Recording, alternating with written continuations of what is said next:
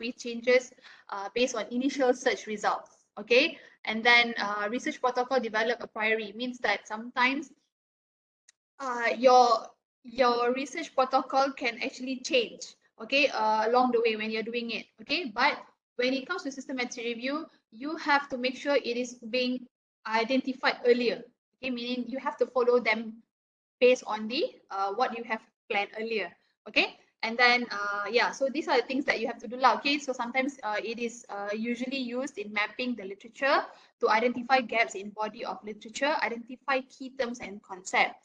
But then if it's a systematic review, it is used to formulate a conclusion about a focused research question, assesses the quality of existing evidence. All right. So usually systematic review is a quantitative analysis. Okay, usually it's quantitative, but scoping review is more quali than quantitative synthesis. Okay, so these are the major differences between a scoping and a systematic review. If you ask me, scoping review is very straightforward. It's easier to do compared to a systematic review. It will take time. Okay, there will be question asking me how many months you take to complete a systematic review. Okay, how many months do we take? If you are really focusing on that particular systematic review, you sit and you just do a systematic review like without doing anything else, within 6 months you can do. Okay, 3 to 6 months can. Okay. But if let's say you are having other things as well, you're not only doing this, okay, of course you can take up to 1 year, okay, to publish a systematic review. And that is also coming with the journal, and you have to do a lot of things with the journal here and there, right? So that is different, okay. But the whole process will take quite some time. If let's say the synthesis, the searching and all that is complicated, then it will take some time. Okay, it actually systematic review can go up to 2 to 3 years sometimes, you know, because it really depends on the commitment that you have. Okay, let's say you are committed and you have the time, you can do it quickly. But if it's, but sometimes I understand we have a lot of things to do, okay, besides just doing a systematic review, then it will take quite some time lah. You know, so sometimes I cannot say how long, but then it really depends on your topic. Okay, all right. So yeah, so for scoping review, this is the search framework that you have to use. Okay, so it's called PCC. PCC is participants, concept, and context. Remember, right? We systematic review, just now we have PICO. But for scoping review, you use PCC. Okay, so we have participants, we have concept, and we have the context. Okay, context means sometimes geographical, geographic factors and all that lah. So it's a bit different.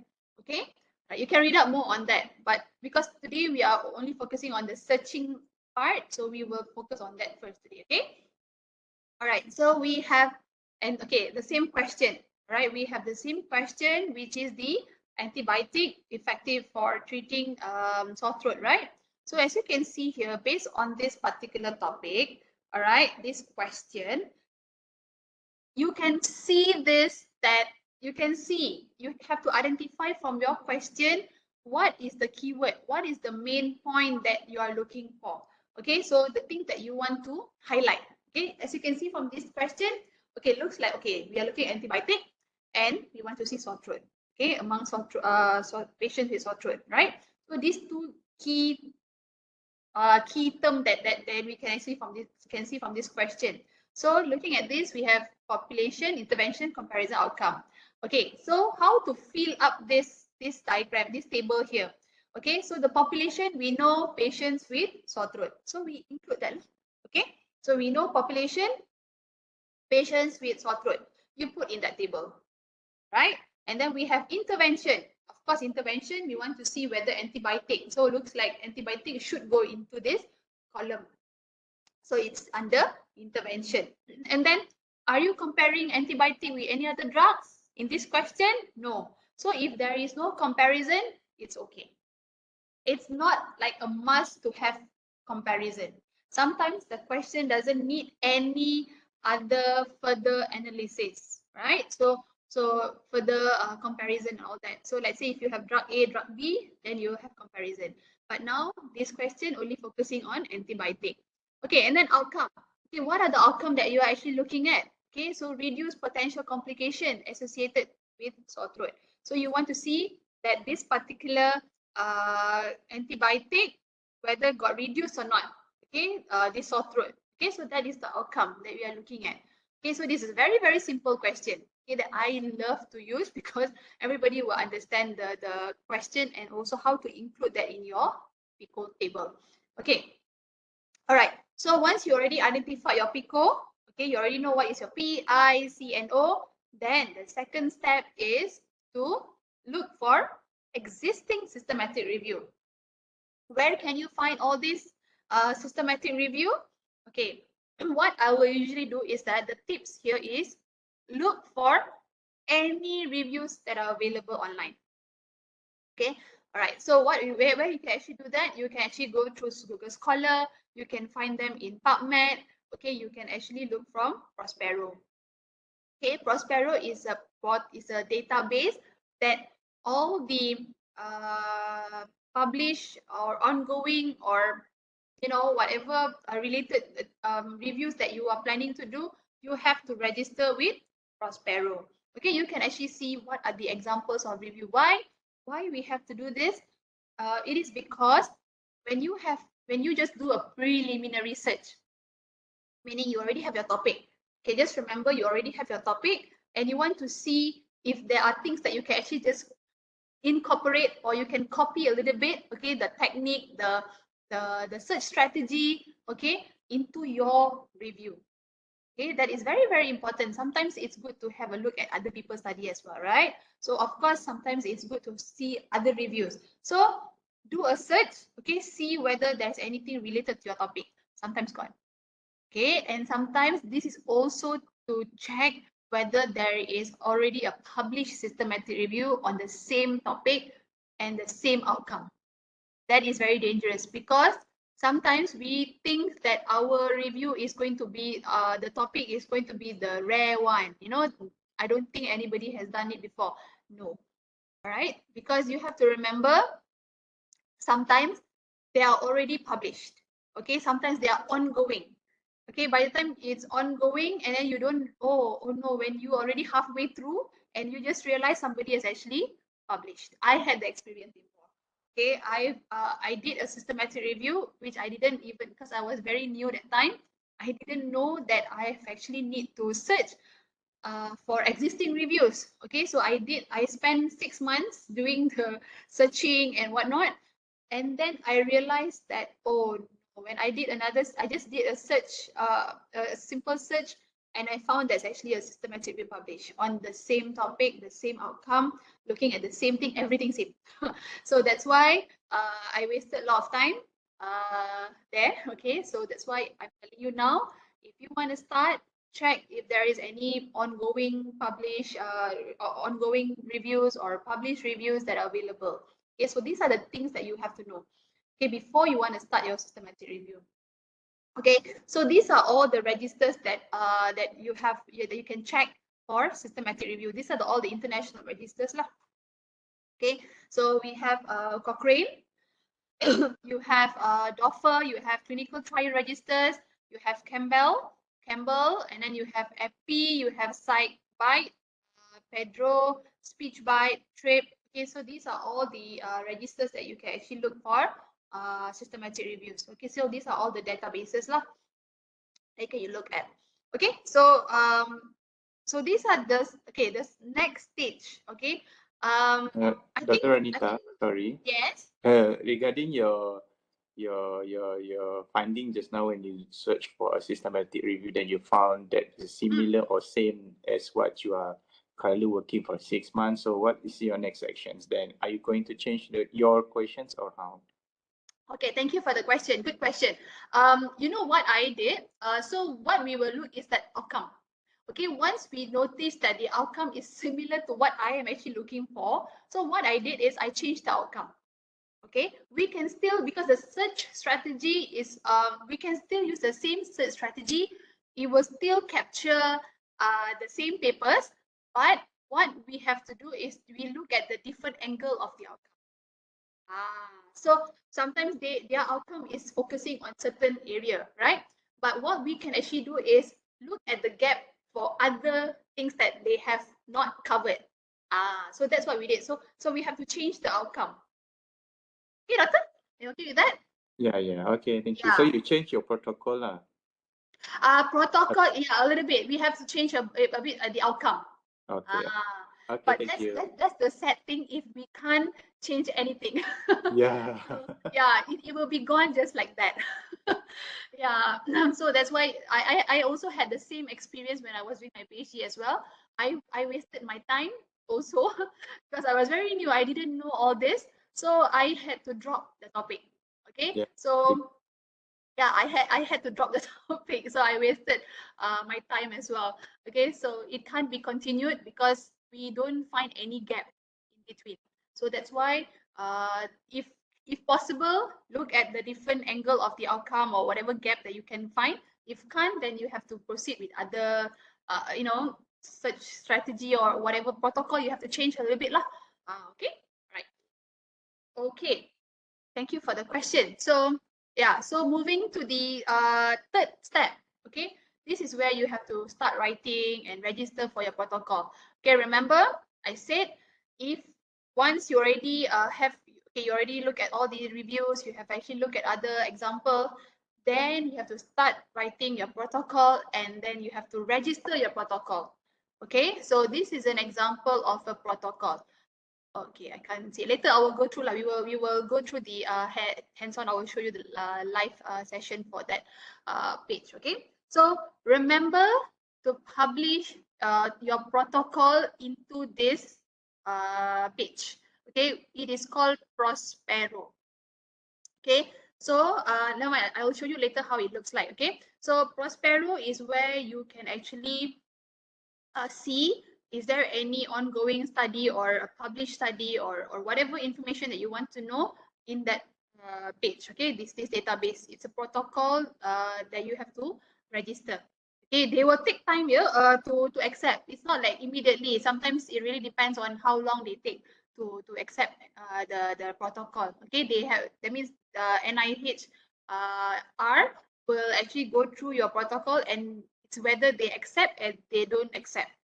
Okay, there was one experience I did last year. I thought it's just like registering, you know. I thought it was just like registering your protocol into this and then they will just accept. No, they still do have rejection and all that. Meaning, not to say they reject your review, but then there are certain criteria that you need to fulfill first. Meaning that your protocol is not complete. Okay, it's not complete. That's why you need to make sure it is complete. Then after you okay, do we register the protocol after complete our write-up or before? No, protocol usually you register at the beginning before you even start your searching and all that. Okay, yeah, this is very beginning stage. Okay, you have to do this earlier. So once you register this protocol, then you start. If not, sometimes people, you know, they have the same idea at the same time. You know, you don't know people elsewhere are also thinking the same thing like what you are thinking. So it's good to have like you faster you get this topic and you want to do this topic, you just register. Okay, we don't want to finish writing everything and you realize, oh no, there's somebody else is also doing this topic. So don't want. We want to avoid that to happen. Register once you already identified your topic, your keywords, you have come up with the search rough, a preliminary search only actually. Okay, once you identify the inclusion criteria and all that, then you straight away go to Prospero and register. Okay, don't wait until the end. All right. Okay, any questions that you want to ask me? It's already 10 o'clock. Okay, after you are back, we will look at the example of the protocol. Okay, and then how long is the break? Puan? Kita boleh rehat dalam 5 minit, take 5. Okay, we take 5, yeah? All right, we will be back in 5 minutes. Okay, thank you.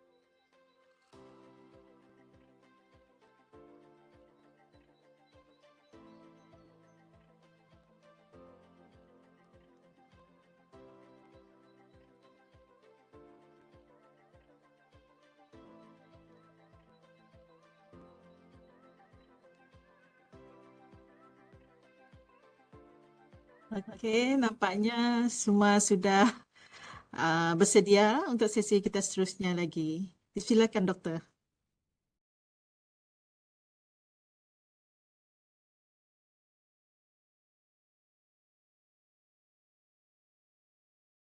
Okay, thank you. All right.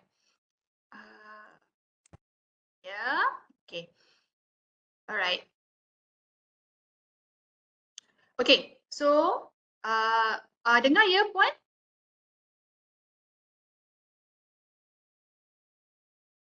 Ya, dengar Puan. Okay. All right. Ya, Thanks. jelas. Okey. Okay. So, tadi saya ada sebut. Okay, I've actually mentioned about the Prospero. Yeah. So you can actually just Google Prospero. Okay. So when you Google Prospero, this is the register. Okay. What will happen is that okay, you can actually search. Okay, so for example, I've done a few search before. Okay, so for example, if let's say I want to do a topic on atopic dermatitis, for example. Okay, so I will just click go, all right, and then you can see what are the available reviews that we have that are ongoing. Okay, as you can see, these are the review status. So sometimes when you put review ongoing, means this particular review is being conducted. I mean, at the moment, okay, that means they're going through this review. Okay, so for example, I'm just going to click on one. Okay, so this is how the protocol looks like. Okay, so this is how the protocol looks like. So what you really need to do is you need to have a review question. Okay, you need to have a review question and then the search. So at the beginning itself, you already must know what are the databases that you're planning to search from. Okay, list them down here. Okay, and then you have to know what type of studies that you will be including in your review, and then the condition, okay, the participants, the population. All right, so like for example, we have patients with sore throat, for example. So you have to include that. Okay, and then the intervention. What are the intervention? Comparator or control or comparison, kan? And then we have context, okay, main outcome.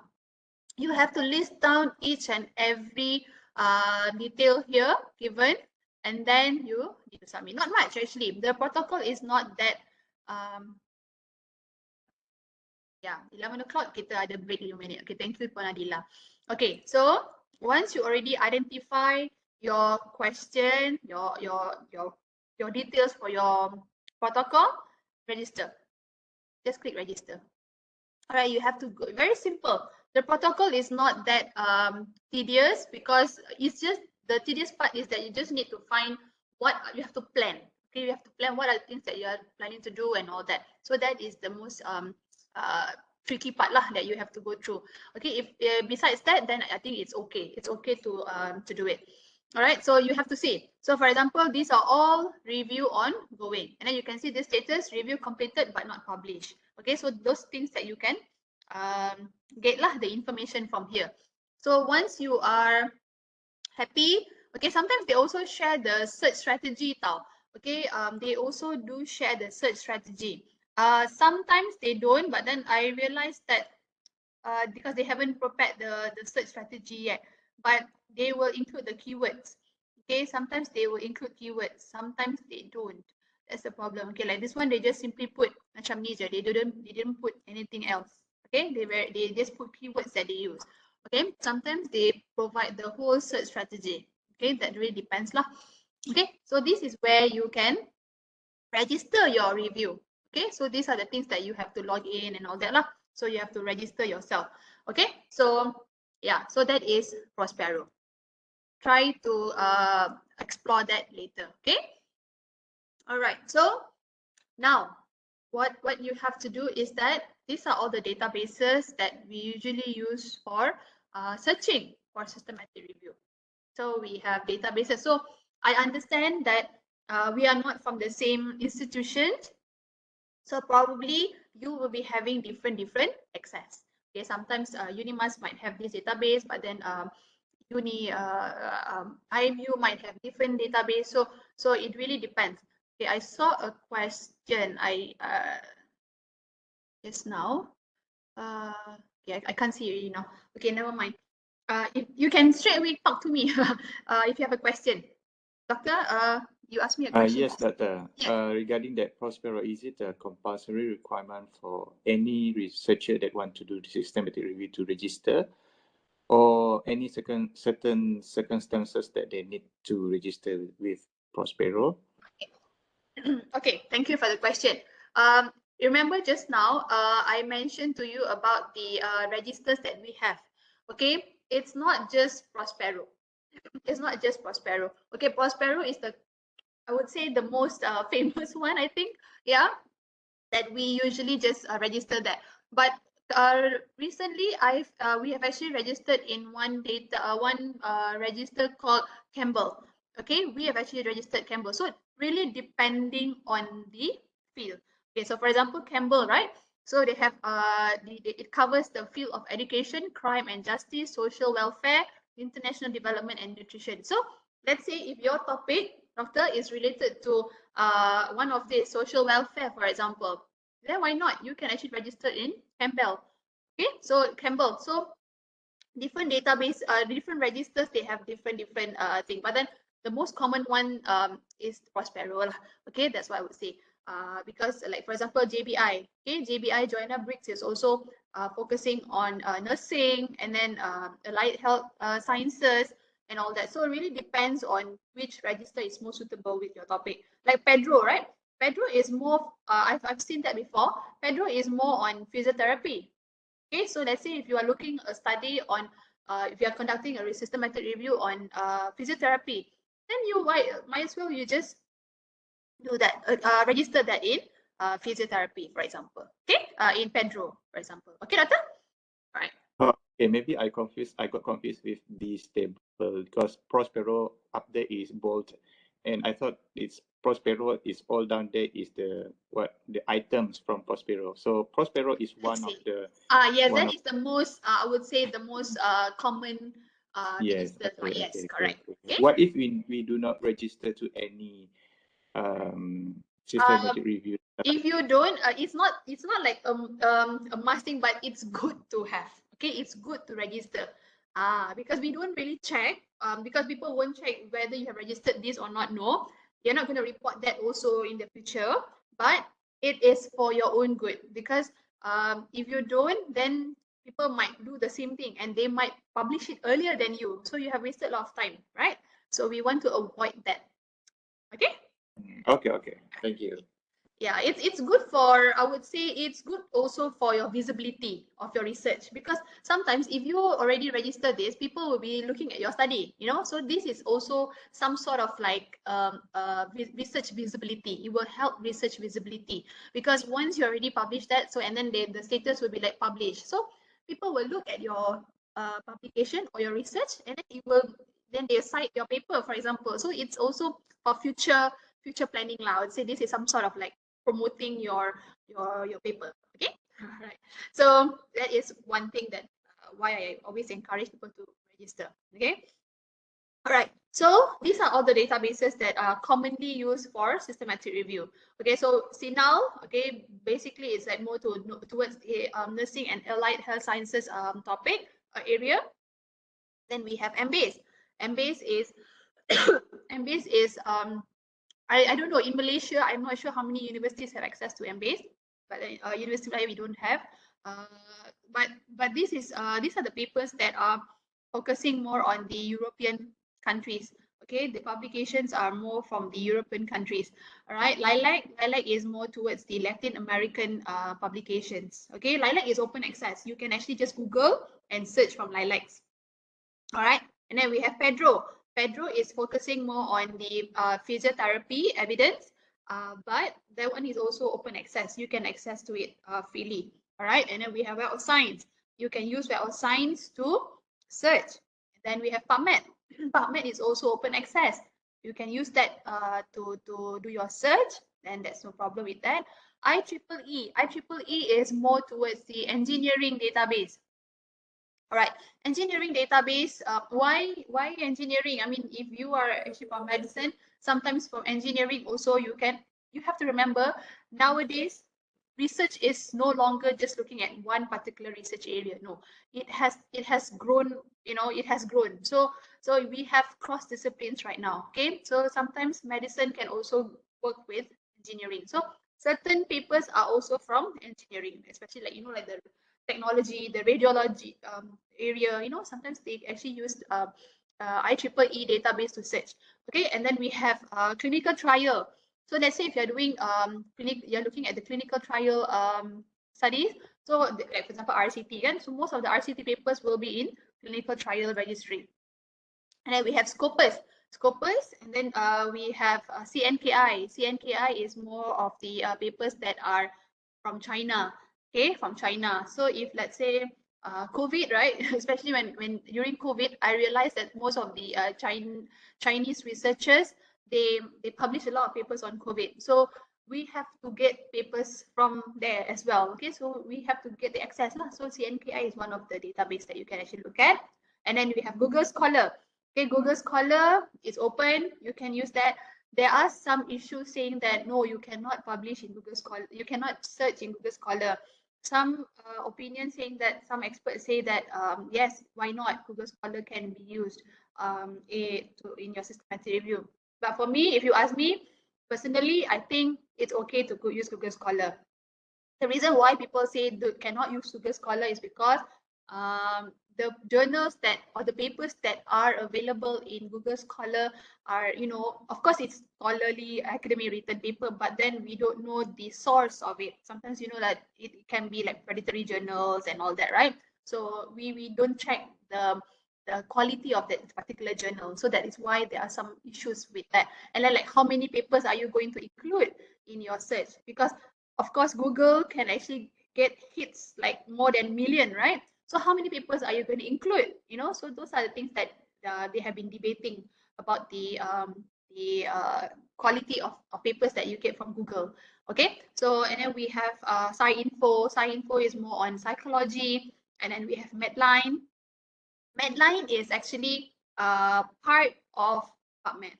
PubMed is an open access. Okay, so this is from National Library of Medicine. But you have to remember Medline, why we have Medline. Okay, some people will say, what is the difference between PubMed and Medline? Because it's from US, right? You have to remember PubMed is an open access. Okay, if it's an open access database, Medline is it's a subscribed database. So most of the papers there are subscribed. That means you can get the full text and all that. So that's why they use Medline. Okay, if you ask me, I'm okay with PubMed. Okay, but if let's say you want more papers that are subscribed and all that, then you can use Medline. Okay, Cochrane.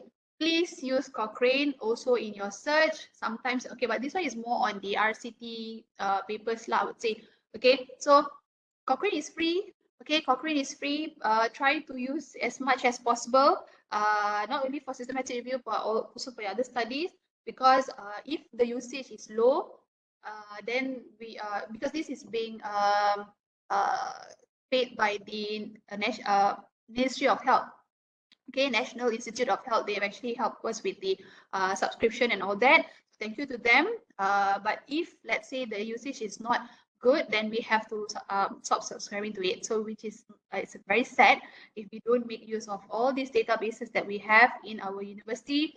Okay, not in our institution as because our institution is also paying a lot of money in order for us to give the best to our users, because it's not cheap. Okay, databases are not cheap. So that's why we always encourage the librarians, especially our fellow librarians here are also going through the same thing, where we try to promote as much as we can to make sure our users use the databases that are available. Because if not, then you have to go through we have to stop subscribing to databases, and it's going to be very hard for us.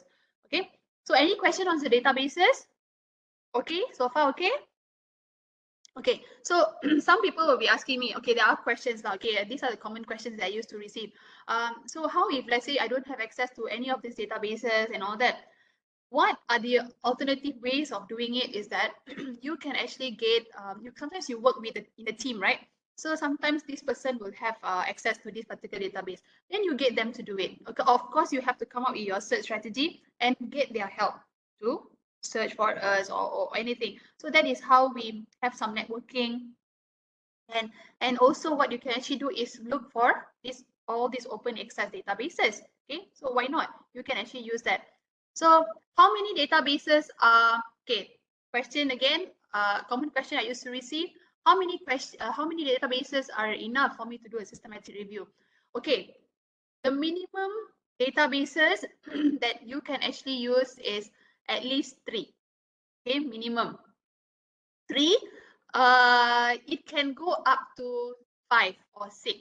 Okay, these are the usual number of databases that we used to do for searching. Okay, it can also go more than that. But that one really depends on why you need more databases. Okay, sometimes, for example, I've came across one student, PhD student was actually doing a systematic review, and she had to go through like 12 databases, okay, because she was actually looking at the Asian countries, okay, studies at the Asian countries. So she had to look at other websites. There are specific websites that she has to go through. So that one really depends on your topic. If no, 3 to 5 is good enough already, if you ask me. Okay, so don't have to go a lot, because sometimes there'll be a lot of duplicates. All right, so there'll be a lot of duplicates. So you don't want to, repeat the same thing again. You are just making it even more tedious. Okay, just keep it simple and make sure it is a quality database lah. Okay, that means okay, PubMed, they have good journals and all that. Okay, PubMed is one of it. Okay, then you identify. Okay, we have CINAHL. Okay, why don't we look at CINAHL? Okay, then look at the area lah, the discipline of the topic in which databases. Okay, you have to know. All right. Okay, so these are all the other databases that you can actually look at. Okay, I will share with you this slide, don't worry. So you can have it later. Okay, and then these are all the social sciences databases that you can actually look at. Okay, so we have psychology and behavioral sciences collection, sociological abstract. To be honest with you, because I don't have much access to all these databases as well. Okay, so how I managed to get all these databases is because sometimes we work in a team, right? Sometimes we have collaborators from overseas. So sometimes that is a time where, actually there is this kind of databases that we can actually use, that kind of thing. So networking is very important in terms of this systematic review. If you want to conduct a good systematic review, it's good to have a team of team members from different universities. It's interesting to learn. It's a learning process. Even I, until now, I'm learning because different databases have different technique of searching. It's not the same, and they keep upgrading. So we have to keep upgrading ourselves also. Okay, the knowledge is not just there. We have to keep upgrading ourselves as well. Okay, all right. So this is the grey literature. So this is beyond databases. So these are the things. Grey literature means literatures that are not available from the databases. So this is something extra. Okay, for example of the grey literature website is Open Grey. So we have technical reports, meeting, dissertations, official publications. Okay, so these are the things that we usually look for. Okay, instead of just journal articles. Okay, so we have to look at all this. All right, we have GreyNet.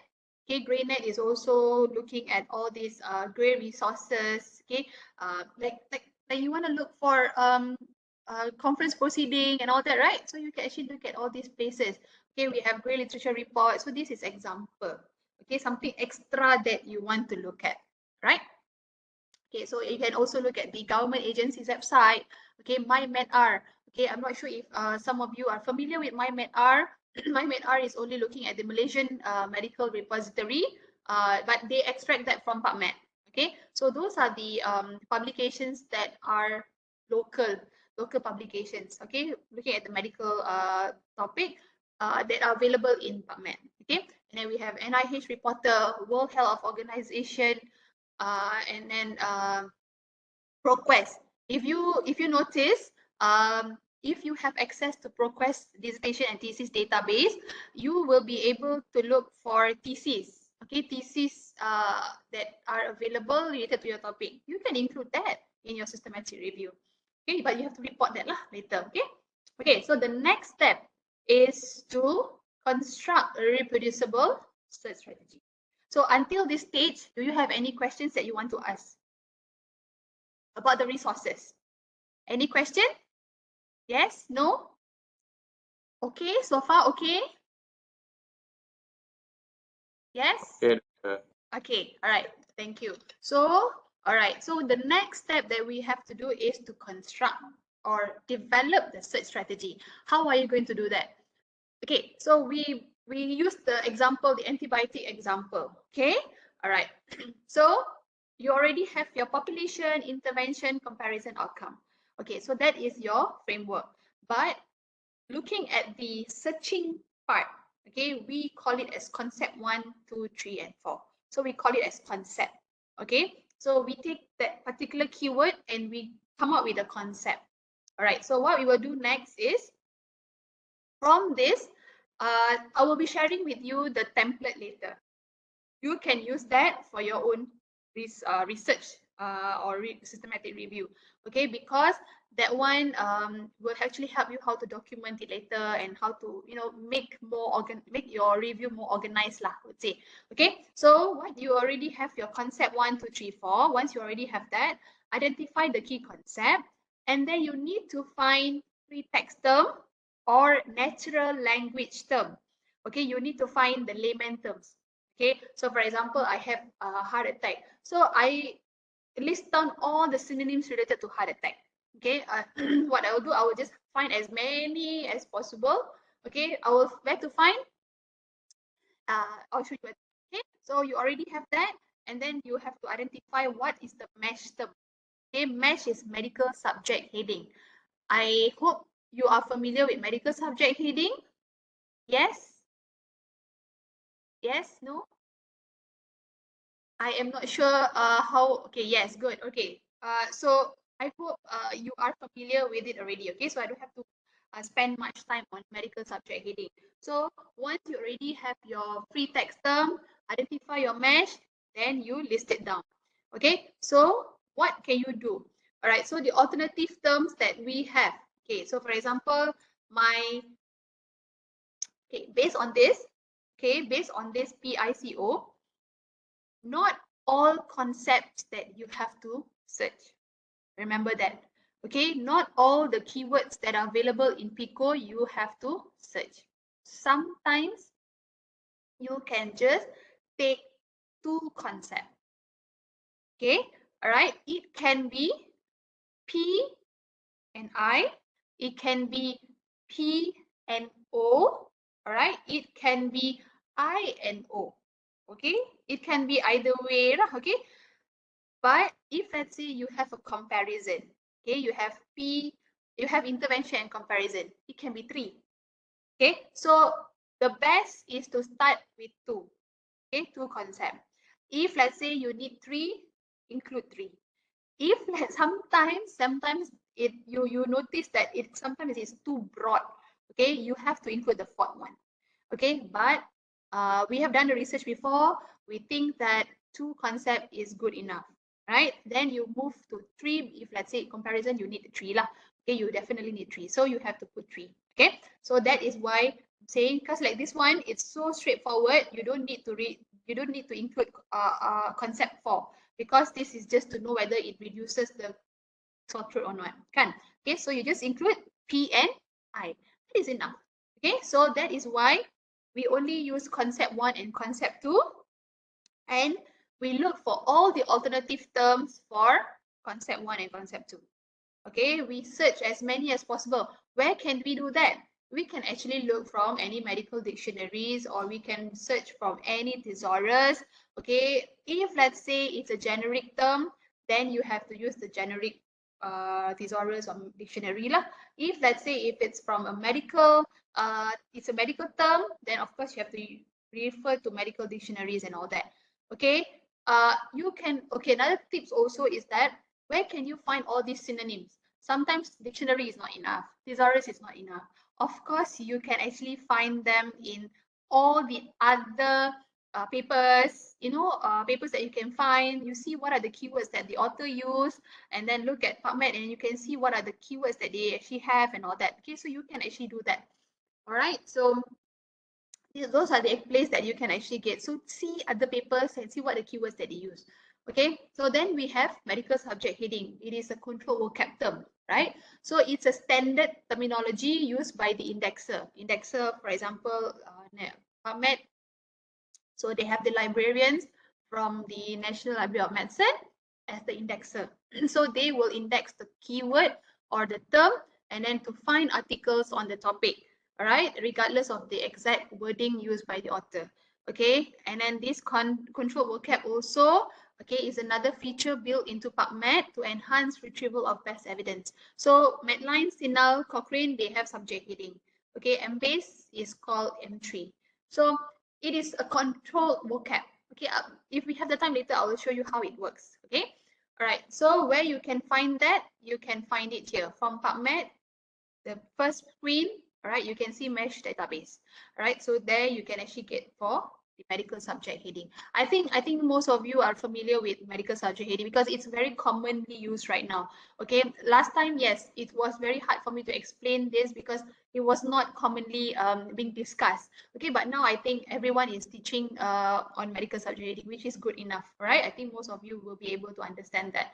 Okay, but so how it looks like, okay, MeSH for this particular paper, you can see these are the medical subject heading that they use for this particular paper. So how it works, so based on this, for example, this paper, right, clinical practice guideline, actually have this MeSH, meaning this pharyngitis, this analgesic and all that they have this paper, they index them under this term. So this term will actually capture papers that are being indexed under them. So your search will be more broader and it will be more, it will be helpful for you in a way that you will not miss the papers. Okay, because we don't know, right? What are the terms that the authors use? And sometimes we miss the keyword. We don't know what are the other synonyms or terms that they use.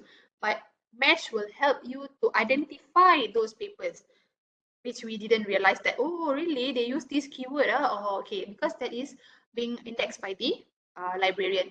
Okay, so this is the example of the MeSH. All right, so you have to also include Boolean operator in your search. Okay, so of course you have or, and not. Okay, so how it works. So once you already have your population concept and then you have intervention concept, you identified the synonyms, this is where you combine the same concept with or. Okay, the same concept, you combine it with or. And if you notice, I put here title abstract. Okay, that's two. All right, so we have title abstract, we have MeSH. All right, so we have to include the title abstract. Why title abstract? Can someone answer why is it important to include this title abstract? If I put sore throat, why I can't just leave it as all fill? Why do I need to include title abstract? Can someone answer?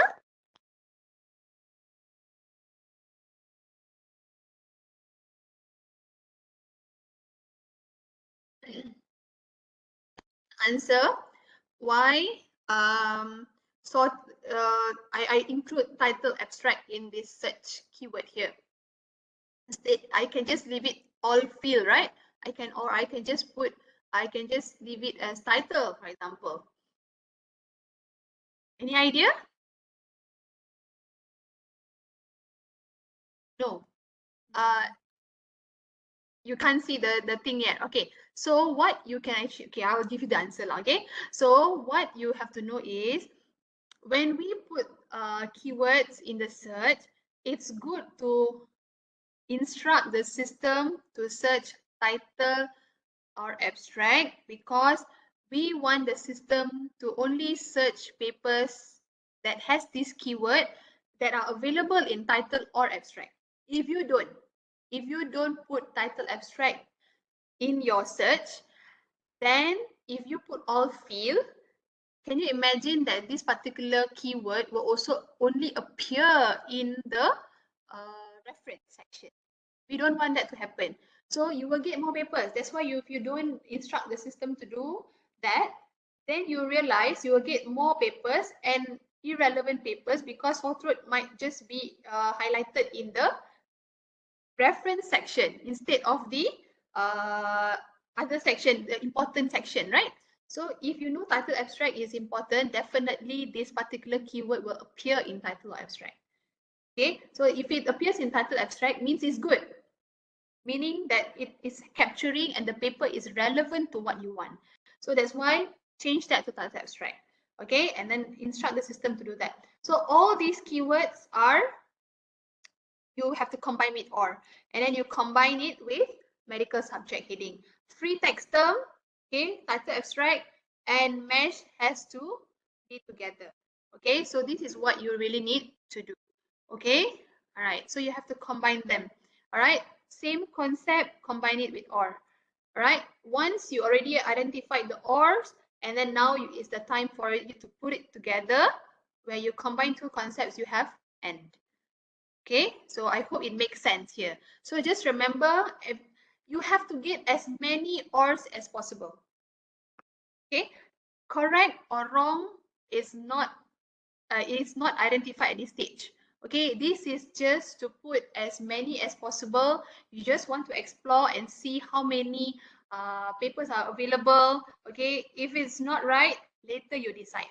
If you think that why this keyword is keep on appearing in irrelevant papers, okay, then you can start removing. It's okay.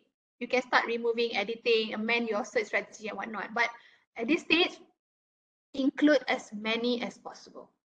Okay, all right. So that is what you have to do. All right. So you have OR and then you have the AND. All right. So this is a complete search strategy looks like.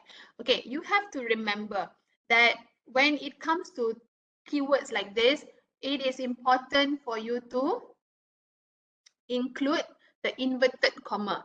Okay, so what I'm trying to say is that if you notice here, okay, I didn't put the inverted comma here because by right, I'm trying to show you the example, okay? So it has to you have to put inverted comma. So this is how a complete search strategy looks like, right? So you see, I include sore throat as inverted comma. Okay, why? Because if you include inverted comma for the particular keywords that have two keywords like this, you are instructing. Yes, Dr. Suchin, you have question?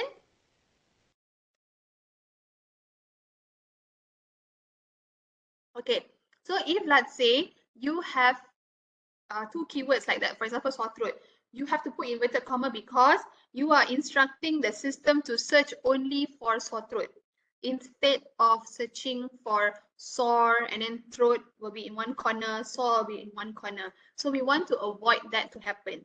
Okay, so then you will get lesser papers. Okay, if not, you will get more irrelevant papers because throat can be in any other studies, right? But we only want sore throat, so you have to include inverted comma. Okay, so two keywords, you need to merge it together with inverted comma. Okay, so now you're done with the Boolean operator part where you have to include all the ORs and then you include the AND and all that, right? Any questions for that step 4? Do you have any questions in developing the search strategy? Do you have any question on that? No. Okay. All right. If you have questions, please ask, yeah? Okay. And then now the next step is to conduct exhaustive searches. Right. So what I will usually do is once I already search, I develop my search strategy, I'm happy with it, I will search in one particular database first. If let's say I don't, and then I think that, oh, okay, you know what?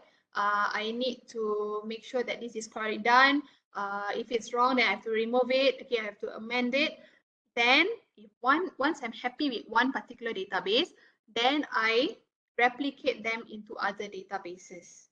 Okay, that is where we don't want to waste time and we don't want to repeat the same mistake and we don't want to repeat all over again. What we need to do is we have to make sure once we are happy with one database, then we have to proceed and replicate them into other databases. Use the same search strategy.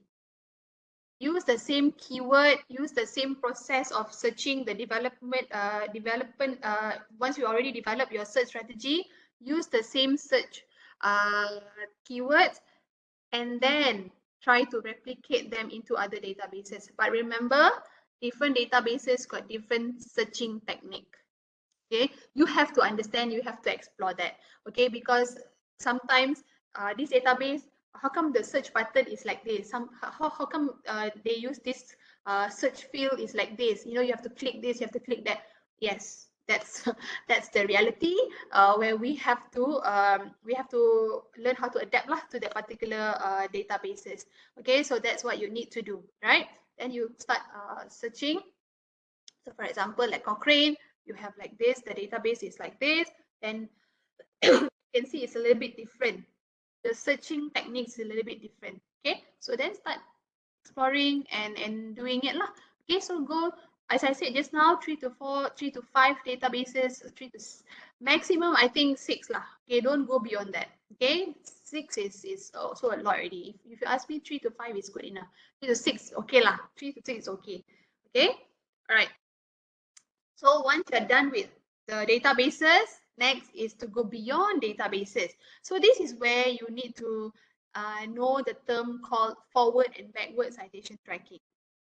Okay, this is basically looking at relevant papers from the references.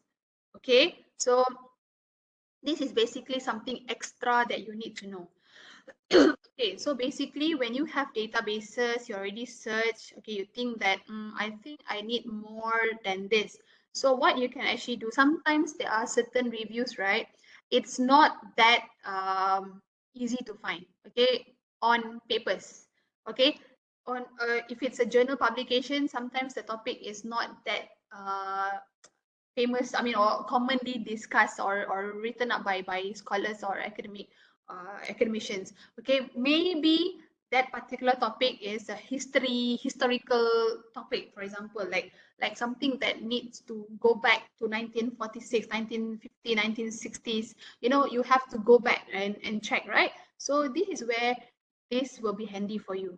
Okay, this forward and backward citation tracking, where you look up from the references itself. Okay, you start searching from the references, you go forward, okay, and then see who cited the paper, and then from that particular paper, who actually cited some of the paper, so that kind of thing lah. Okay, so sometimes you have to go backward. Okay, see these particular references are from which paper, so you go, either you go forward or you go backwards. Okay, so this is an extra thing that you can actually read up lah.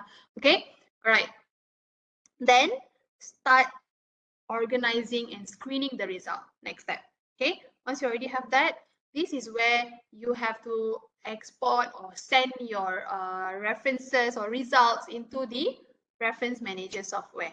Okay, the reason why I'm telling this is because these tools actually allows you to remove duplicates, and then you can actually start searching or sorting the results and organizing them into folders. Okay, because this can actually prepare you for screening process. Okay, so you have to remember that you need a software. Okay, it's either you have a reference manager like this. Okay, so this is an example of EndNote. Okay, so this is where I will include, once I already export everything, okay, I will create my, I will have my reference manager ready lah. Okay, meaning that I know which databases I'm going to search. Okay, so for example, I create folders. Okay, I'm not sure if you have if you are using which reference manager, but it's okay to have any, as long as you can do the same process like this. Okay, meaning you can create, you can create a folder and organize them, you can sort them, you can drag and all that. So that is, it's up to you, that's fine. Okay, but the thing is, the idea of having a reference software manager, a reference management software, is because we want to organize our results. So basically we have my groups, right? So you can do this. So you have two major folders, okay, which is databases and also screening. So what I will usually do is under databases, create the databases folder. Okay, so let's say here I search for five databases for this particular topic. Okay, so what I will do, I will create 5 separate individual databases like this, and then I will drag the results into that databases. Okay, drag. So for example, from CINAHL, I found 110 papers. So I drag and drop. So Cochrane, I export 157 papers related to my topic, and I drag and drop under Cochrane. Okay, Google Scholar, I found 91. PubMed, I found 1,500 papers. Okay, so you have 2,373 papers here. Okay, so once I already have that, then what I will do is I will remove duplicates. Okay, so because from these 5 particular databases, you can actually see definitely there will be duplicates. Definitely the same paper will be repeated because you're using the same keywords, right? And sometimes the journals might be in all these databases as well. Okay, so you will come across a lot of duplicates. So you can use the reference manager to remove those duplicates, and you have to clean up the software. Okay, because you have to make sure that you have to clean up and make it clean, all right, and then you can start screening. Okay, so once you already clean up the data, okay, the records here, what you can actually do is you have to drag and drop. Okay, that is where you start screening. So you have, I create another folder here, I put screening, you have excluded, included, unsure, and useful. Okay, try to do the same thing for your study later. Okay, all right. So now, for example, you have okay, let's say from this paper, okay, rehabilitation of unilateral mastectomy, blah, blah, blah. Okay, I think this one can. The thing is, you have to remember, this is only the screening process, the first stage of screening process. Okay, so I think this paper based on title and abstract. If you don't think that this topic, the title is not really straightforward enough, then you read up the abstract. Okay, just the screening part is only focusing on title and abstract, not more than that. You don't have to read the full text paper. Don't even think of reading up the full text paper, because you will waste a lot of time. Okay, now it's just the stage where you need to just screen through title and abstract. So you have title, and then you drag that and you drop it. So let's say from this topic, I think this topic is relevant. Okay, I'll drag and drop into included. It's okay if it's wrong. If you wrongly put it in the folder, then you think once you go through that again, I think this one we have to exclude lah. That one later. That one later. You don't have to worry about that. So at this stage, just drag and drop. Okay, just drag and drop. You just need to do the screening based on this title and abstract alone. Okay, so we have included. Okay, I think this one is not that good lah. I think we have to go back and have to check. Okay, I don't know whether this is not right or wrong. You know, then you go to unsure. Okay, unsure is because we have decided to come up with this unsure is because sometimes you need third opinion or second opinion. Okay, you're not sure whether this paper should be included or not. Then you ask the third person, okay, what do you think? Okay, sometimes you have this consensus, right? So what you have to do is you can ask the third person's opinion. Okay, and then you have useful. Okay, useful is something that I've learned recently. Okay, before this I didn't have that, because I realized that okay, I realized that somebody told me that it's good to have a folder on useful, because when you have papers that you think that it's useful but then it's not included in your review, you can use that for your write-up, for your literature review, for your background and all that. So you can use that for your study. So keep the paper. You don't want to exclude them. Keep the paper, put that in useful. Okay, so that is what you can actually do. Right, so any question for this section? Are y'all okay? Hello, I Yes. would like to ask a question. Yes. Could you explain to me again how to eliminate the duplications? Do we have to eliminate it one by one, or can we do it uh, in one click or in one? Yes, thank you for the question. Yes, you can actually. You can do it one shot. Meaning, I don't know what reference manager software that you're using, ma'am, doctor?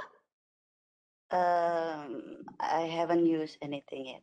Okay, so if let's say you're using one, maybe you're using Mendeley, I'm not sure if you have the access to other software manager or not, but if okay, what you can actually do is when you have a reference manager like this, you can learn how to remove the duplicates one shot. You can. Okay, that one you have to attend the reference management software class and all that lah. If let's say you can contact me also on how to do that, no problem, I can teach you. So if let's say you want to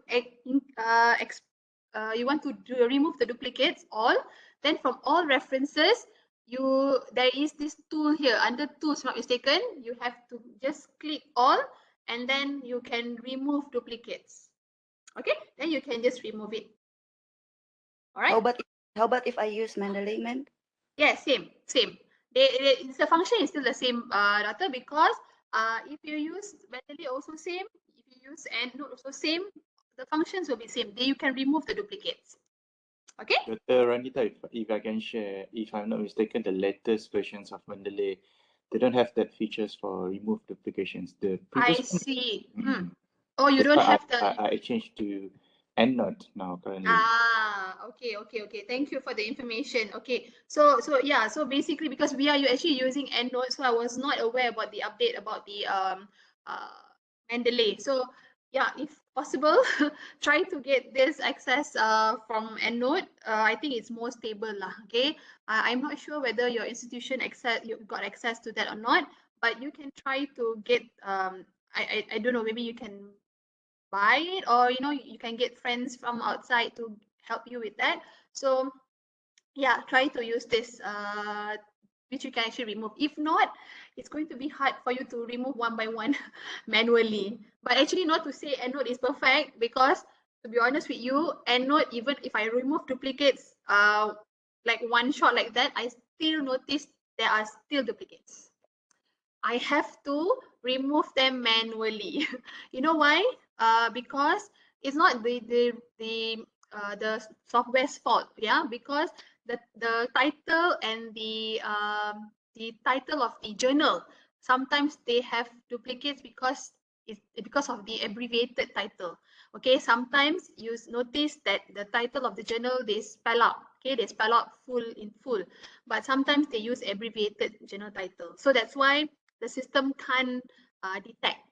Okay, so that's why we have to remove. Sometimes after doing screening, after doing a lot of things, we still notice there definitely will be some duplicates as well. So do it manually also lah. I still have to do it manually to clean up the data. Okay, sorry, where can I see the message? I think there's few messages here. Yeah, maybe I will read out later lah. Okay, all right, I can't see the message here. Okay. All right, so I hope there is no question that want to ask me now. Okay, I will answer the questions to the chat board later. Okay, and then moving on to the Prisma. Once you already have that, you have to make sure you need to find the, you have to note down, you have to jot down, okay, how many papers that you have found, how many, which databases that you have actually go through and all that. So this is what we call Prisma flow diagram. You can Google this, okay? You can Google this and you will find this diagram, okay? For your information, there will be 4 diagrams that are available, okay? The ones that we will be using is, let's say you are using the ones that you are planning to do a new systematic review, use this one. Prisma 2020 flow diagram for new systematic review, which included searches of databases and registers only. Okay, there are 4. If I'm not mistaken, there are 4 types of Prisma that you need to, you can choose. Okay, if let's say you are planning to update an existing review, you can do that. Okay, for your information, if let's say there is already a review that has been published before, maybe in 2010, for example, and you think that this review should be updated, there are so many potential papers that can be reviewed. You can actually update the existing review. Okay, you can actually do that. You can actually just use that and rerun the search strategy again. It's easy sometimes because you just need to get whatever keywords that they use, run back, you publish your own. That is fine. So that is also okay. And then there is Prisma for that. Okay, Prisma for existing reviews. Okay, so like this one is new. So this is where you need to identify lah how many databases, the total of papers that they found from all these databases. You have to jot down. This is the initial stage where you have, for example, you found 1,500 papers from PubMed. So you have to jot down. Okay, how many papers you found, you have to write it down. Then how many duplicates that you have removed, okay, you have to jot down. Okay, so then of course the rest is nothing much really. Okay, this one is basically the one that we have to include is the duplicates that we removed, and then minus that, then you see how many records you screen, for example. So you minus from 4,298, you minus 1,925, for example, then you get 2,373. Okay, and then how many records you have excluded, okay, based on the screening. Okay, the first stage itself, okay, first stage based on title abstract screening, how many you have excluded. Okay, just jot down. Okay, and then finally minus that, how many records sought for retrieval, how many papers you got that you need to find for the full text. Okay, you have. 我这边有一点东西，早上我有吃一点东西，我有买一点东西。Oh, okay. 我请问我按了要买什么？ Okay, all right. So what you need to do is, once you have done the screening, you excluded the papers, then you look for the full text. Remember, you don't have to look for the full text at the beginning, yeah? That's, once you have included, look for the included papers, then you look for the full text papers, okay? And then you have to also report, let's say if you can't find the full text, then you have to jot down also lah, okay, how many numbers you can't find. And then you see how many, based on that particular included papers, the full text papers, how many reports assessed for eligibility, okay? Then how many papers that you excluded. Okay, so remember, this stage you need to put down your reason. Okay, for that particular paper, how many, okay, this particular paper, okay, maybe reason 1, most of the papers are not fit into the criteria, for example, does not has this and that. Okay, so you have to put the reason why you excluded. So then finally, how many included papers you have included in the review. So this is what you need to know. Okay, so this is the whole diagram.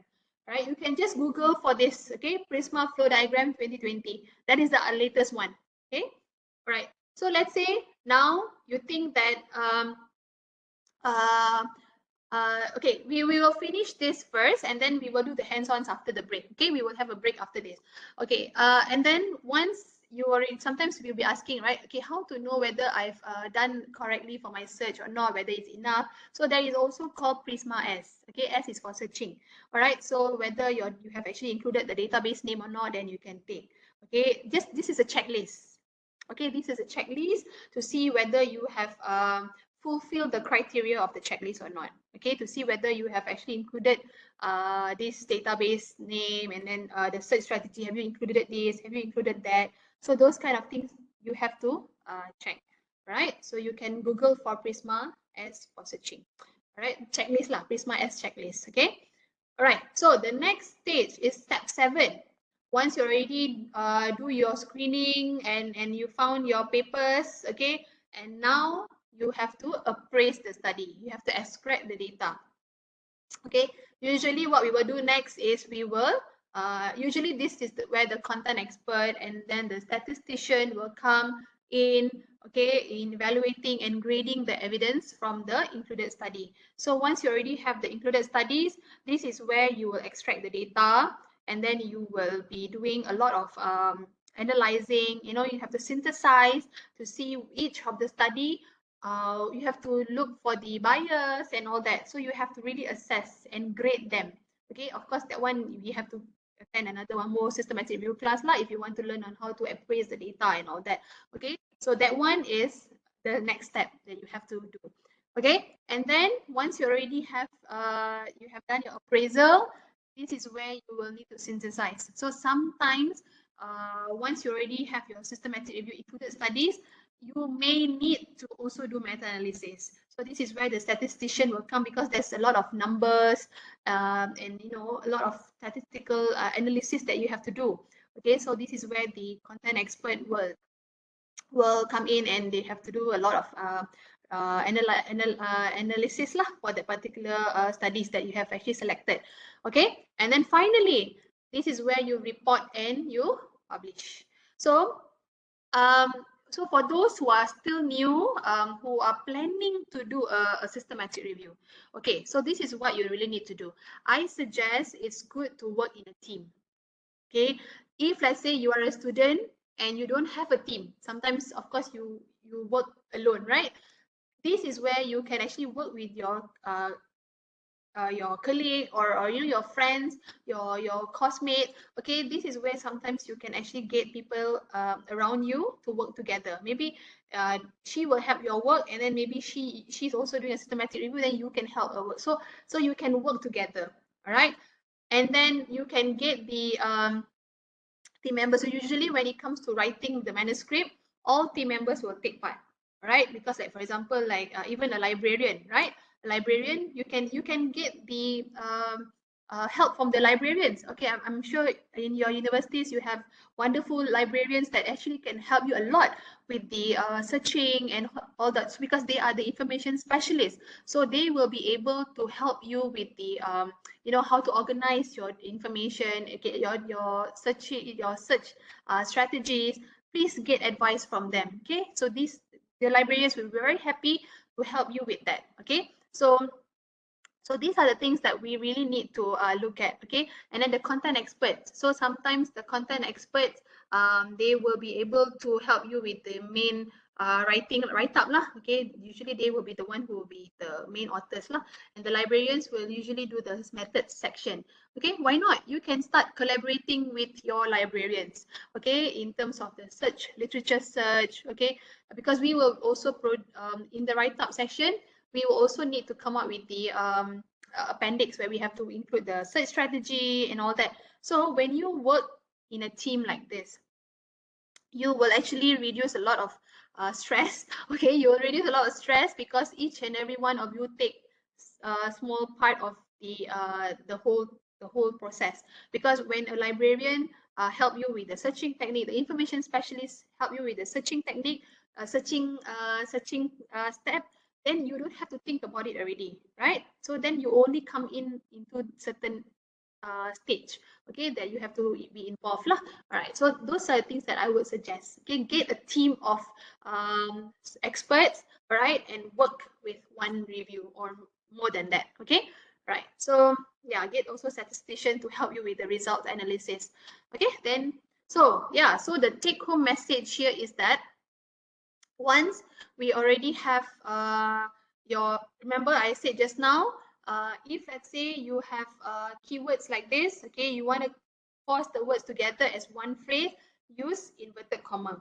All right, so when you have inverted comma like this, the system will you are instructing the system to search only for that particular keyword. Okay, because if you don't put inverted comma, then smoking will be in one corner, cessation might have a lot of other cessation, right? So you don't want that to happen. So you want the system to search for one keyword like that.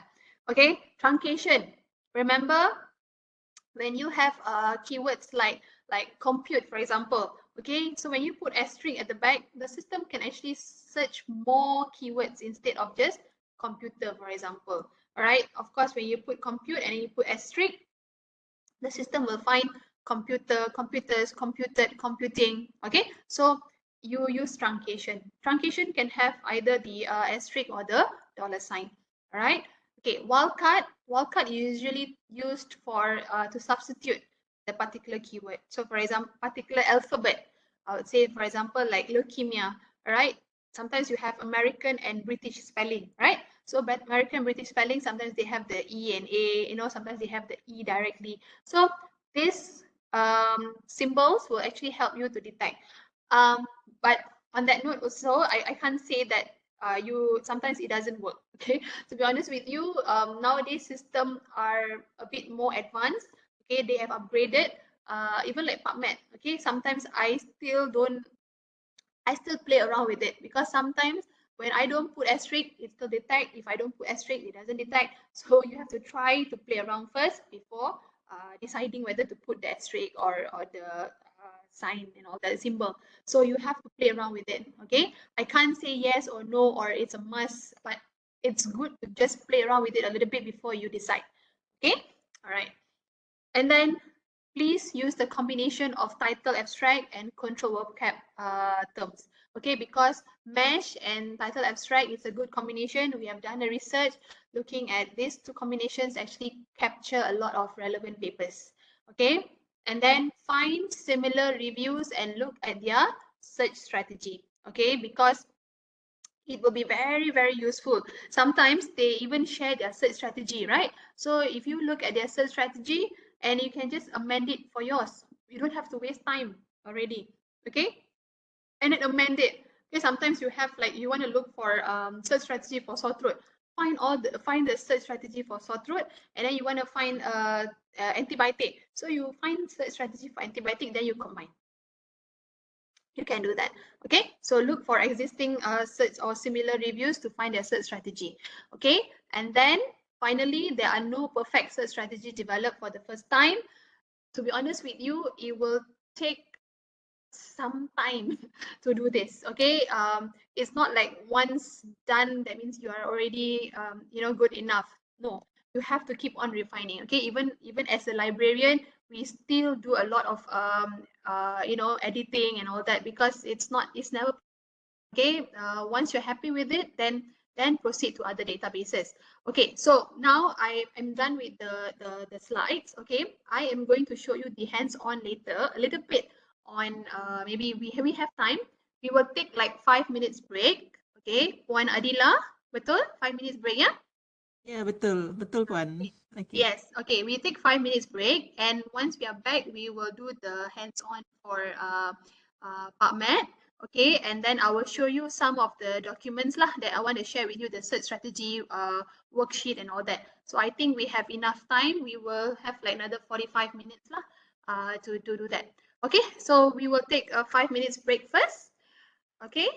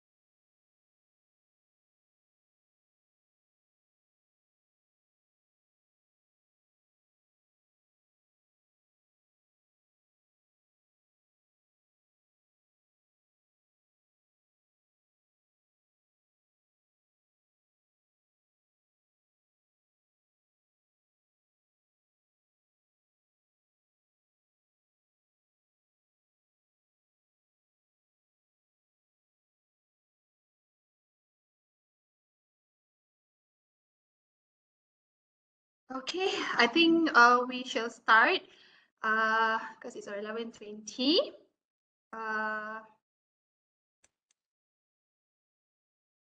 Okay, Okay, Dr. so yeah, Ah, so okay. yeah, I can start ya, Puan Okay, Nadila. okay. Boleh. Silakan. Okay, thank you. Okay, so now what we will, okay, I will show you something that we usually do. Okay, it's called the PICO worksheet. Okay, I am not sure if, let's say, you are from the social science or the science background, but I am assuming that most of you are um, from the medical background. Okay, let's say if you are planning to do a systematic review and you want to do this systematically in terms of the search. Okay, so please use this worksheet because this worksheet will be very useful for you to present this to your supervisor or your friends or your colleagues. So sometimes when you want to report something, you can use this. Okay, you can refer back to this. Okay, I will share with you one example that I've done before. Okay, so this is an example of a systematic review that has been published this year. So, so what we will do is that this document will be used for us to refer, and then sometimes it's good to, okay, sometimes your review will get time to publish, right? For example, it will take like 1 year, for example, 1 or 2 years to publish. So in that time frame, sometimes the journal will ask you to rerun the search again. Okay, when they ask you to rerun the search again, you can't be going back and finding here and there. You can't be copy, type again the keyword and all that. So this document like this will be very useful for you. Okay, so what you can actually do is, okay, so we will have the search strategy, the title, okay, and then we have the question, okay, the review question, and then maybe you want to have some details here. So it will be useful for all the team members to understand what you're looking at. So it will be the same, you will have the same idea. Okay, and then the components, okay, you from the title, look at their population, their intervention, the comparison, the outcome. Okay, sometimes outcome you have main outcome and additional outcome. Okay, so you have to identify them. All right, outcome is important. I realize this section is very important when you want to do your analysis later, when you want to do the assessment later. Okay, because sometimes that stage you will realize that, oh, you know what, this paper is actually looking at this outcome, but then it doesn't really reflect to what we want. Sometimes the method is different. So you might want to consider looking at this back. So we have to be very clear with the outcome that you're looking for. Okay. All right. And then you have to identify the databases that you are planning to search. Okay. So this will be identified earlier at the beginning, right? So use this search worksheet. Okay. So you identify the databases that you want to work on. All right. So for example, this one, we use 6 databases. Okay, so identify them and you have to see why these databases are chosen. Okay, and whether you have access or not to these databases. Okay, and then the study design. For example, you have RCT, you have control trials. So we only want to look at papers that are RCT papers. Okay, so we have to decide. Okay, and then once you already have that, come up with your keywords. Okay, so remember I mentioned just now about the synonyms. Okay, so these are all the synonyms that you can list down. Okay, list down the concept, synonyms, and identify the mesh. Okay, how are you going to identify the mesh? We have time. I'll go through the PubMed later. Okay, so you see this one is the synonyms of all the lung disease, and then these are the synonyms for home-based rehabilitation. Okay, rehabilitation. So you have all these listed down here like this, right? And then we have the third concept. Okay, so we have pulmonary rehabilitation. We list down all, and then each of all these synonyms here, these keywords here, free text word here, you look for the medical subject heading. Remember, not all keywords will have medical subject heading. It's not a must to have like for each and every one of it, because sometimes all these can be represented with one medical subject heading. Okay, so maybe one medical subject heading can represent 5 of this. Okay, so all these synonyms here, all these terms here will be under one medical subject heading. So it's okay not to have like each and every one of it. Sometimes you don't have also. Don't have, it's okay. All right. Okay, so key papers. Key papers is where, let's say, later, if you want to know whether your search strategy is good enough or not. Okay, if you want to know whether your search strategy is good enough at the early stage, like for database number 1, okay, you search in PubMed. How to know whether this is enough or not? How to know whether it's sufficient enough or not? So what you can actually do is identify the key papers. How to identify key papers? Is by you can actually do a preliminary search and see whether these particular papers are related to your topic or not, and you want these papers to be in the results. Okay, makes sense, huh? So you want to make sure these 3 papers should be in your results. Okay, so if that particular 3 papers appears in your result, means your search strategy is okay, it's good. If it doesn't appear, means there's something wrong with your search strategy. Why and how come it doesn't detect this particular paper? Okay, so you have to really think and see what are the mistakes that you have been doing in your search strategy, and then try to amend it. All right, and then you have inclusion criteria and exclusion criteria. Inclusion criteria mean these are the criteria that you want to be included. It has to be in the paper. That means these are the things that you have to make sure it is included in the studies. Okay, so the exclusion criteria is the criteria that you want to remove and you want to exclude. Okay, identify them. Then finally, this is where you will need to copy and paste all the search strategies that you have conducted in all the reviews, okay, in all the databases. So you have, for example, the date. Date is very important, okay, because sometimes when you want to report later, the date you have to know since when your search has been conducted and when was the last, okay. So it's good to report that, and then the database, and then the search strategy, and then how many results you found, okay. List it down like this, okay, for each databases. So for example, we have some more, okay, for example, yeah, let me see. Okay, for example, this one. This you can see not only one database here I put. So meaning from PubMed, you can see, right, the different technique of searching. So you can see here PubMed, okay, maybe I found 3,700 papers. And then from Scopus, maybe, okay, 15,000.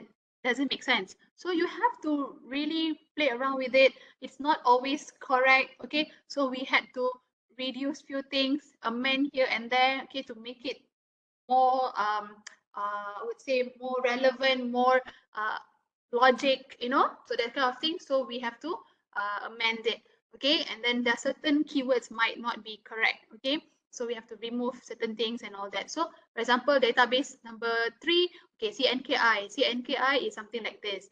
And then lilac is something like this. So can you see that the searching technique and the search term and the symbols are different? Okay, so which you need to explore. Sometimes I realized that, oh, I cannot use asterisk here. They only allow $sign. So I have to follow lah, which I also can't remember. Sometimes I will miss that part. Okay, sometimes I will like, oh, okay, this database, they don't use asterisk. It doesn't detect. So I have to change. Okay, and then we have CINAHL. CINAHL also same. Okay, you have to put all the keywords and then put that lah in your search here, and then Google Scholar, how to search for Google Scholar, and then okay, other databases lah. Okay, so you see, so these are the techniques, you know, that you have to practice, okay, in order for you to get familiar with all the databases. It's not like just one day thing, okay. You really need some time to do that, okay. So yeah, so this is yeah, I showed you the Prisma diagram already. Okay, so this is an example lah that we have for the new systematic review, which I've shown you before. I showed already earlier. Okay, so I will give you this worksheet. Okay, I will give you this worksheet. I will share with the organizer and you can use that. Okay, so now what I'm planning to do is I want to show you how to search in PubMed. If you have the time now, you can actually just play around with me. We will do it that in half an hour. We have half an hour time, which everyone can try lah. Okay. Okay. So everyone can just go to PubMed. Okay. The reason why I'm showing PubMed is because I don't know if I show other database you have access or not. So that's why I have to show an open access database, which is PubMed. Because other databases I might have, but you may not have the access. So I'm not sure which databases I should use. So that's why I think to be safe, we just use PubMed. Okay, PubMed will be easy for everyone to follow. And also the reason why PubMed is because this is the most common for medical database, and you are familiar with it, right? You may have come across few things here, but what I'm going to show you is the technique to do systematic review, searching techniques for systematic review. Okay, so what I'm going to show you now, each and every time whenever you go to a search, remember the technique is the same. Okay, what I'm going to show you now is the same. Okay, you can actually apply this into other databases as well, no problem. But the fundamental of searching is the same. So please follow and adapt that to other databases. Okay, all right. So now usually we go to advanced search. Okay, usually we go to advanced search. Okay, are you all at the same page? May I know? Are you all following? Yes, yes. Okay, great. All right, let's do it together, yeah?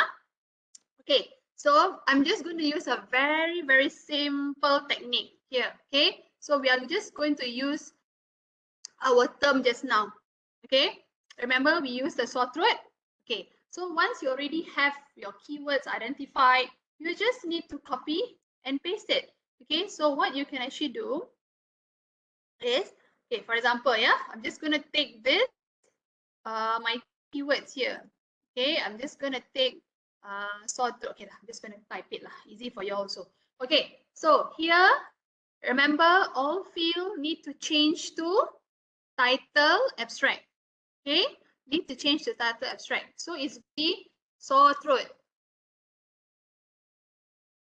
Okay, since you already have all the keywords identified, right? So I'm just gonna take okay, I'm gonna use throat infection. Okay, you can put or. Remember, same concept, you have to use or. So you will throat infection. Okay, right. Maybe we have one more lah. We have let's have okay, throat inflammation.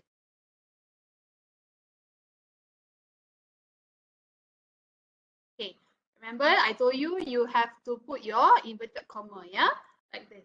So first statement like this, okay, first concept, first layman term, first free text term, done. Okay, so what you will need to do is you add this, since it's the first one, so automatically you will have this title abstract. Okay, you will have this title abstract. So what you do next, once you already instructed the system to search for title abstract, you add to history. On your right, search, add to history, drop down button, add to history. It will be in your history. Okay, so what will happen? Anything after this, you just have to play around with your title, with your history here. Okay, so you can see there's 6,900 papers for this sore throat infection. So next, layman term, free text term.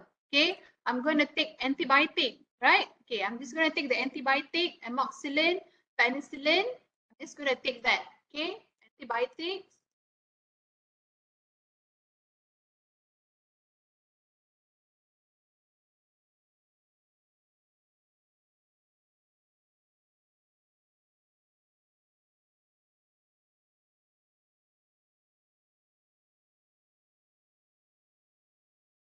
Okay, I'm just gonna take this. All right, still title abstract. Yeah, still title abstract.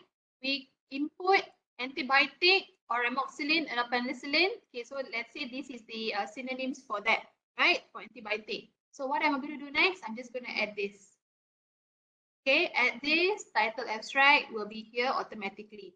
What you do next? You just add to history. Okay, done. So you can see here, we only include the free text term first. Okay, from two different concepts. Because we don't know what is the mesh, right? Because I'm going to teach you how to search for mesh right now. So what we do now, okay. So far, okay, yeah? Any question until this stage? Any question? I think clear, should be okay. This one is just very straightforward. Okay, all right, very clear. Okay, good. Okay, so what we will do next, once we already have this, we need to find mesh. So we go to pubmed.gov here, you click on this. Yeah, I think you'll miss that. So this one, pubmed.gov on your right, top right, pubmed.gov, click that. You will come back to this screen and you can see mesh database. Can you see? Mesh database. So when we have mesh database, it will direct you to another page which is only focusing on this.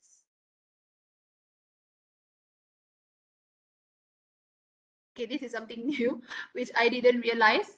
Okay, so go to mesh. Okay.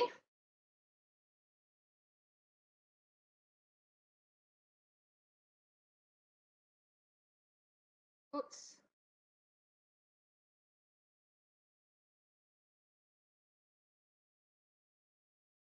Oh, I can't access to it, is it? You all have the same issue like me? Mine looks fine. No? Same?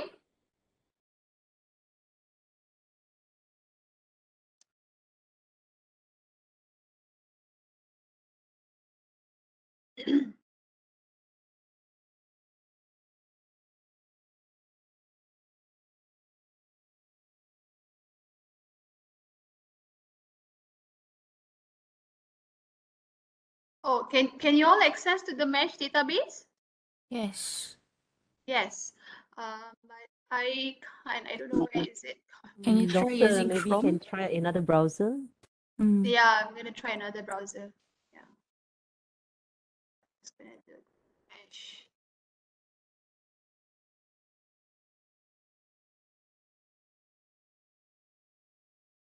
Okay. Yeah. So we have this page where we will have all the subject headings for the terms that we have in PubMed. Okay. So this will be used for to search for mesh. Okay. So what we were gonna do is we are going to search for the reason why I use the same browser is because I want to just add it into our search builder. But then never mind lah. Okay, since I have issues with that. Okay, so what I'm going to do is for this particular page. Okay, so I'm just going to show you an example again.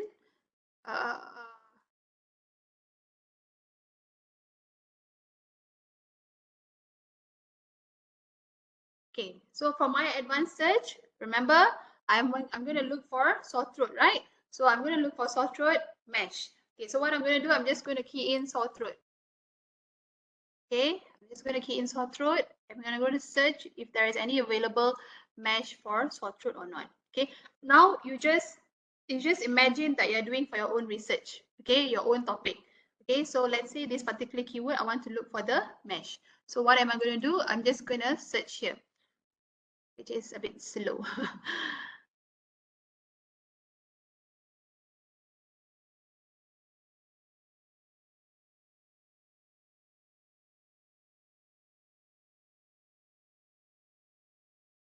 Okay lah, I think there's something wrong with my system here.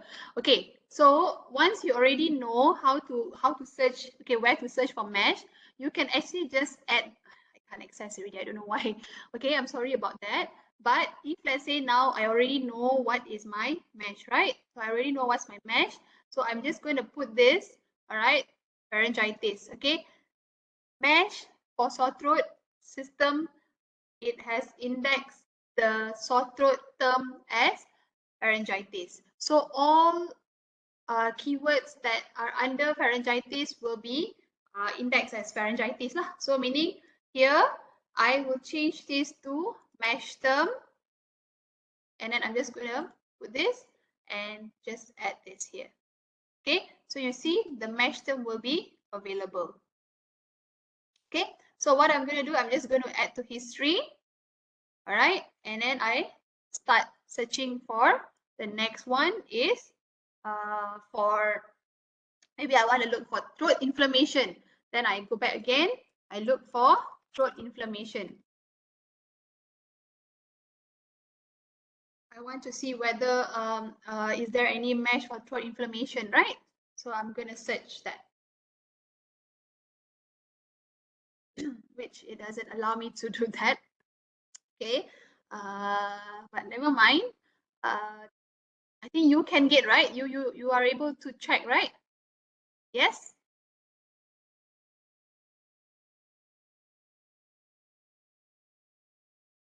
Yeah, mine is not working. I don't know why. Okay, but you can do that. Okay, so for each and every of the keywords here, find for the mesh. If don't have, it's okay.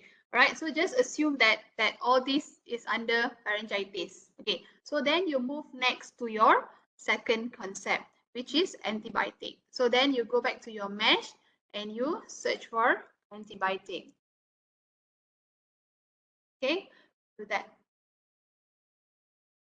I don't know why. I don't know why it's not working.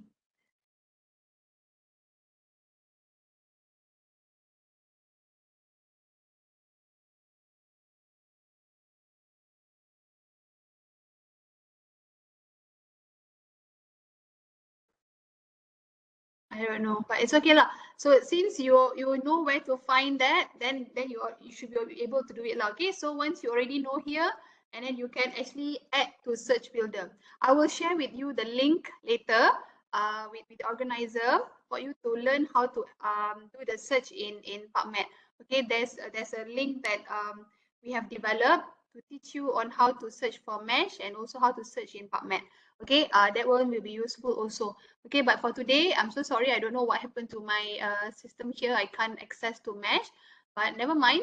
It's still the same thing, right? So I already know what is my mesh here, right? So if I just type antibiotic, and then mesh will suggest antibacterial agent. Okay, antibacterial agent, I can just change this all field. You need to change to mesh term. Okay, medical subject heading term. So what you need to do is you just need to add that, and then you just add to history. So then start searching. Okay, start searching with all this.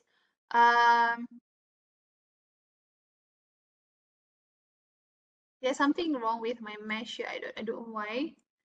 But it's okay. But that is how it works lah. Okay, so this is how you search for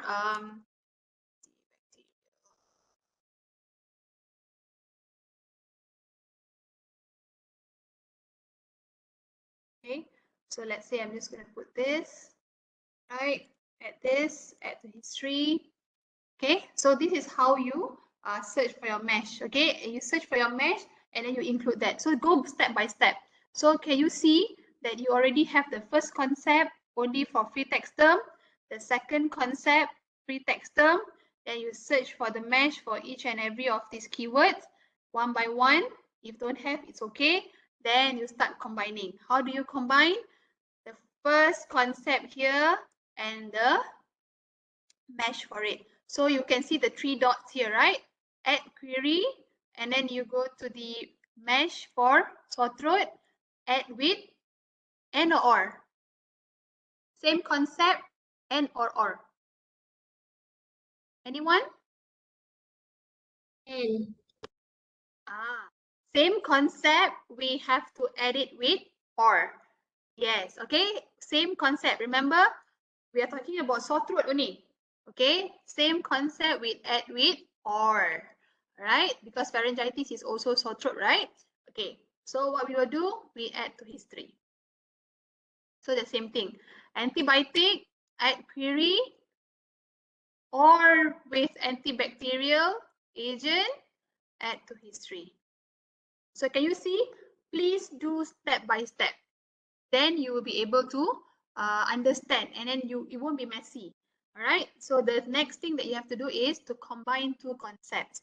All right. So you have sore throat, one concept, PIAB and MASH together, and then you have antibiotic and MASH together, title abstract and MASH together. This is where you combine it with and. Okay, two different concepts, add with and. Okay, and then add to history. So you will get lesser paper. All right, so you have 4,000 papers here for sore throat and antibiotic. You want to know, right? Okay, so based on this, how to know whether there is already systematic review published or not? You can do that as well. So on your left, you can see the type. Okay, you can actually filter this. So let's say you want to know whether there's any systematic review published. Sometimes it's good for those who are practicing evidence-based medicine in their clinical practice, where you want to get quick answer. You can actually do this. All right, you can actually just search for all this, and then you can get the answers immediately. All right, but of course you can't be searching all the keywords and all that. But sometimes you just need it fast, right? You just input few keywords like that, and then you just look for the systematic review and you'll get the answer. So looking at this, you can see there are many papers. Okay, so there's 65 systematic reviews. So from here you have to go through lah. Okay, so like this one I can see, okay, like this one, okay, looks like this one, antibiotics for treatment of sore throat in children and adult. We might want to consider that. And then you can see whether the answers are relevant to what you want. Of course, sometimes we look for the latest one also, right? So you have to read up lah on the conclusion. Okay, you can see that blah blah blah and all that. So so you can see antibiotic probably reduce the number of people experiencing sore throat and reduce the likelihood of headache and some sore throat or complications. So you see, so these are the things that you can get the answer. Okay, so these are the answers that you can get from the systematic review. So basically, let's say if you want to know what are the MASH terms that they use, you can actually look at this.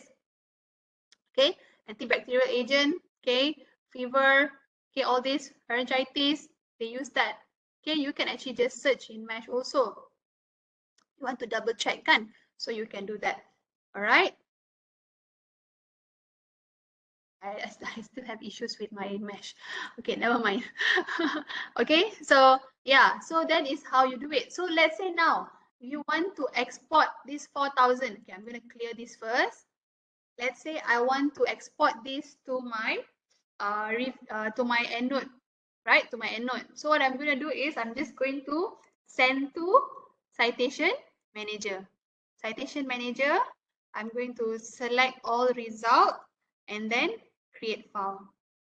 Okay, but make sure your systematic review folder is open lah. Okay, so like say for example, I'm just going to show you an example here that I have on one study. Okay, for example, okay, let's say I have this. Okay, so basically what I'm going to do is I am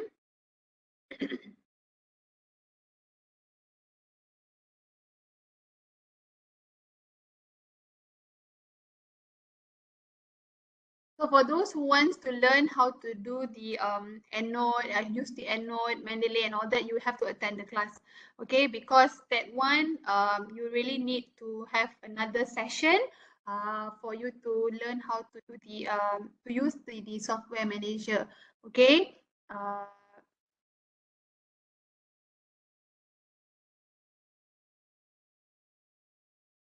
Wait, let me see if I have anything.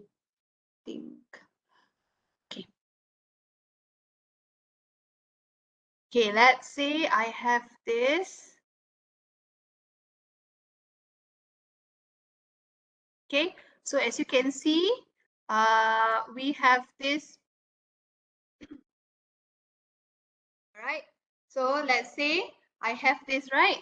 So I have to make sure my software manager, my reference manager software is open, and then I can send to all and create file. So it will automatically send to your reference manager. Okay, so that's how we do it. So you don't have to worry much about exporting. Usually it's very simple. Okay, there wouldn't be any problem after that. So once you already have that, that is where you try to remove duplicates. Okay, oh yeah, just now somebody asked me how to remove duplicates, right? I can show you one here. Maybe a quick one now, yeah? Okay, a quick one. So for example, this one here, okay, let's say all references, right? So for all references, you have to click all references. And then how are you going to remove? You can actually select all, okay? And then you can go to find duplicates. Okay, usually it's either Mendeley or, yeah, I read a message just now in the chat box saying that you can use the desktop, right? Yeah, then you can use that lah. That means Mendeley also can. Okay, so you can somebody shared just now. Okay, what you can do is you can find duplicates. So of course you can get duplicates. Okay, so you see sometimes you can't do it like manually like this. You can close, it will still detect like this kan. So what you do, you right click and you cut. Okay, cut, that's it. But sometimes, right, if you realize sometimes there will still be duplicates if you still deleted that, you know. So that's why you have to really clean up lah the data. Okay, just don't just trust on that particular feature. Sometimes there are still some issues.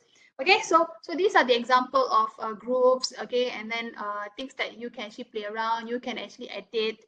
So no problem with that. Okay, so you can do it's your own EndNote, so you can edit and share it with your friends and all that. Okay, so that is how to import and export. So for your information, other databases, they have the same technique, the same thing. Follow, you search using title or abstract, and then find for the mesh. If that say the database got no mesh, it's okay. For example, Google Scholar got no mesh, right? So Google Scholar only use the keyword, so that's fine. Okay, so depending on the databases. Okay, so yeah, so this is how you export, and then later you will do the screening and then and all that lah. Okay, so any question until this stage? Any question? Any questions that you want to ask? Yeah, we have another 10 minutes. Yeah, so if you have questions, you can always ask me. Okay, let me just stop sharing. Okay. Yeah, I didn't read the one. Some of you asked me, okay, is it, if useful, do we put in our reference? Yes, let's say if the folder you have papers on that are useful, right? That means you excluded in the study, but then you'll find that particular paper is useful for you to include that in your references or your background, your literature review. Sometimes you write up the literature review, right, at the beginning. Then you can actually include that in your reference. So it's okay, it's still the same. Okay, yeah, so it's the Mendeley desktop. Okay, okay, any questions you can also put in the chat box. I can answer that. We still have like 5 minutes. Kan Pak Adila, we are ending soon, right? Ya, betul Puan. Sekiranya ada soalan, boleh kemukakan terus kepada Dr. Ranita. Ya, ada soalan boleh tanya. Okay, so far okay. You all need other explanation ke selain daripada tu, because I think I've covered a lot of things already in terms of the basic things that you should know for searching. It's just that we can't try many databases because of some restrictions and all that, because if I show also, you can't be able to do with me. So I have to just show PubMed lah. PubMed should be accessible for everyone. So any other questions? Okay, you can't, okay, there's a question, I can't find mesh features in Scopus database or in, oh no, Scopus they don't have. Okay, Scopus they don't have. That's why I said not all databases have mesh. Okay, like for example, if you search in Sinal, right? Sinal or Medline, Sinal, they don't use the word, no, sorry, in academic complete, but they use EBSCOhost, they use subject heading. They don't use medical subject heading. So it depends on the database. Okay, but for Scopus tak ada mesh. Thank you, Dr. Muhammad. Okay, ada lagi soalan? Semua okey kah? Saya pun tak tahu semua okey ke tak okey. Harap semuanya okey. Harap semuanya Okay. okey. Okay, Dok. Okay. Yeah. Okay. So kalau if nothing else, I think we thank you so much. Yeah, thank you so much for inviting me. I hope I've shared things that are useful for everyone. Good luck with your systematic review write-up and all that. I can't wait to see your paper to be published. Thank you so much for your attention for these 3 hours. Sorry ya, I batuk-batuk sikit tadi. Yeah, and then yeah, thank you so much, Miss Levas, Puan Lina, Puan Adila, Betari for inviting me. I'm so happy to be here with you all today and all the audience. Welcome. Good luck, all the best. If Okay. anything, you can just email me. If I'm available to answer, I'm always happy to help you all. Okay, thank you so much. Welcome. Ribuan terima kasih diucapkan kepada Dr. Ranita Hashim di atas sesi perkongsian beliau sebentar tadi. Semoga sesi ini memberi manfaat untuk semua hadirin yang hadir pada hari ini ya. Sebelum